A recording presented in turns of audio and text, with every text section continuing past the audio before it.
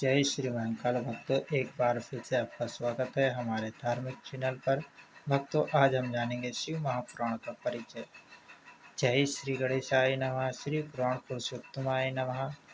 भक्तों, प्रयागराज में सूत जी से महामुनियों का तुरंत साप के नाश करने वाले साधन के विषय में प्रश्न पूछने पर श्री सूत जी मन ही मन भगवान शिव का स्मरण करके मुस्कुराए और शंकर गौरी शंकर का स्मरण करके इस प्रकार से बोले। भक्तों, आज हम आपको शिव पुराण का परिचय सुनाते हैं, जिसमें सूत जी कहते हैं कि हे साधु महात्माओं, आपने बहुत ही उत्तम बात पूछी है, बहुत ही अच्छी बात पूछी है। आपका यह प्रश्न तीनों लोगों का हित करने वाला है, तीनों लोगों का उद्धार करने वाला है। मैं गुरुदेव अपने व्यास जी का स्मरण करके आप लोगों के स्नेहवश इस विषय पर वर्णन जरूर करूँगा। आप सदर पूर्वक सुनिए, आप सब श्रद्धा पूर्वक सुनिए। सबसे उत्तम जो शिव महापुराण है वह है वेदांत का सर्वस्वरूप श्रेष्ठ तथा वक्ता और श्रोता का समस्त पाप राशियों से उद्धार करने वाला है। इतना ही नहीं भक्तों, वह परलोक में परामार्थ वस्तुओं को देने वाला है। काल की कल्मष राशि का विनाश करने वाला है। कलयुग में तो परम उत्तम है, उसमें भगवान शिव के उत्तम यश का वर्णन है। हे ब्राह्मण, धर्म अर्थ काम और मोक्ष इन चारों पुरुषार्थों को देने वाला वह पुराण सदा ही अपने प्रभाव की दृष्टि से वृद्धि या फिर विस्तार को प्राप्त हो रहा है।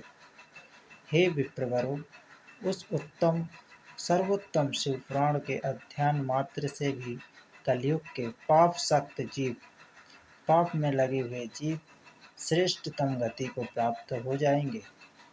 कलयुग के महान उत्पात तभी तक जगत में निर्भय होकर विचरेंगे जब तक यहाँ शिव महापुराण का उदय नहीं होगा। इसे वेद के तुल्य माना गया है भक्तों, और इस वेद कल्प पुराण का सबसे पहले भगवान शिव ने ही प्राणायाम किया था। भगवान शिव ने ही सबसे पहले इसको लिखा था और पढ़ा भी था। विद्येश्वर संहिता, रुद्र संहिता और विनय संहिता, उमा संहिता, मात्र संहिता, एकादश रुद्र संहिता, कैलाश संहिता, शतरुद्र संहिता और कोटि रुद्र संहिता और सहस्त्र कोटि रुद्र संहिता, वायवीय संहिता तथा धर्म संहिता। भक्तों, इस प्रकार इस पुराण के 12 भेद खंड हैं और ये 12 संहिताएं अत्यंत पुण्यमयी मानी गई हैं। भक्तों, हे ब्राह्मणों, अब मैं उनके श्लोक की संख्या बता रहा हूँ, आप लोग सब आदर पूर्वक सुनिए। विद्येश्वर संहिता में 10,000 श्लोक हैं। भक्तों, विद्येश्वर संहिता में 10,000 श्लोक हैं। रुद्र संहिता और विनायक संहिता, उमा संहिता और मात्र संहिता, इनमें प्रत्येक में 8-8 हजार श्लोक हैं। हे ब्राह्मणों, एक 10 जो रुद्र संहिता है उसमें 13,000 और कैलाश संहिता में 6,000, शतरुद्र संहिता में 3,000 और कोटि रुद्र संहिता में 9,000 और सहस्त्र कोटि रुद्र संहिता में 11,000 और वायवीय संहिता में 4,000 तथा धर्म संहिता में 12,000 श्लोक हैं। इस प्रकार मूल शिव पुराण की श्लोक संख्या 1,00,000 है, परंतु व्यास जी ने उसे 24,000 श्लोकों में संक्षिप्त कर दिया गया है। भक्तों, पुराणों की क्रम संख्या के विचार से इस शिव पुराण का स्थान चौथा है। भक्तों, इसमें 7 संहिताएं हैं। इस शिव पुराण में 7 संहिताएं हैं। भक्तों, पूर्व काल में भगवान शिव ने श्लोक संख्या की दृष्टि से 100 करोड़, जी हाँ भक्तों, आप ध्यान दीजिएगा, 100 करोड़ श्लोकों का एक ही महापुराण ग्रंथित किया था, उन्होंने लिखा था। सृष्टि के आदि में निर्मित हुआ वह पुराण साहित्य अत्यंत विस्तृत था। फिर द्वापर आदि युगों में द्विपयान, व्यास आदि महर्षियों ने जब पुराण का 18 भागों में विभाजन किया, उस समय संपूर्ण पुराणों का संक्षिप्त स्वरूप केवल 4 लाख श्लोक का रह गया था। उस समय उन्होंने शिव महापुराण का 24,000 श्लोकों में प्रतिपादन किया। यह श्लोकों की संख्या मुख्य संख्या है। यह वेद तुल्य पुराण 7 संहिताओं में बटा हुआ है। इसकी पहली संहिता का नाम है विद्येश्वर संहिता, दूसरी संहिता का नाम है रुद्र संहिता। भक्तों, दूसरी संहिता को रुद्र संहिता समझना चाहिए और तीसरी संहिता का नाम है शतरुद्र संहिता। और भक्तों, चौथी संहिता का नाम है कोटि रुद्र संहिता और 5वीं संहिता का नाम है उमा संहिता, जिसमें माता उमा के चरित्र के ऊपर कथाएं की गई हैं। छठी संहिता को कैलाश संहिता के नाम से जानना चाहिए भक्तों। और 7वीं संहिता का नाम वायवीय संहिता है। इसके 2 खंड हैं। इस प्रकार ये 7 संहिताएं मानी गई हैं।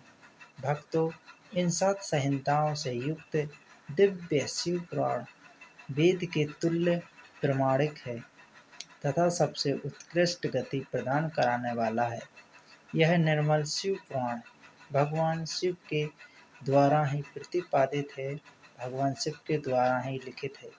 इसे शिव शिरोमणि भगवान व्यास जी ने संक्षिप्त से संकलित किया है। यह समस्त जीव समुदाय के लिए उपकारक, त्रिविध पापों से नाश करने वाला और तुलना से रहित एवं सत्य पुरुषों को कल्याण प्रदान करने वाला है। भक्तों, इसमें वेदांत विज्ञानमय प्रधान तथा निष्कपट निष्काम धर्म का प्रतिपादन किया गया है। भक्तों, यह पुराण ईर्ष्या से रहित अंतःकरण वाले विद्वानों के लिए जानने की विषय वस्तु है।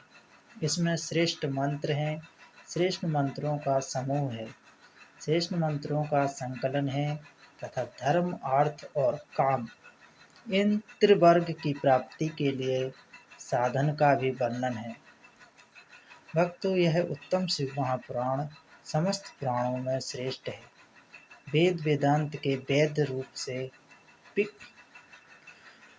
विलसित परम वस्तु परमात्मा का इसमें गान किया गया है। जो बड़े ही आदर पूर्वक इसे पढ़ता है एवं भक्तों सुनता है, वह भगवान शिव का प्रिय होकर परम गति को प्राप्त करता है। भक्तों, ऐसा जानना चाहिए कि परम गति को प्राप्त कर लेता है।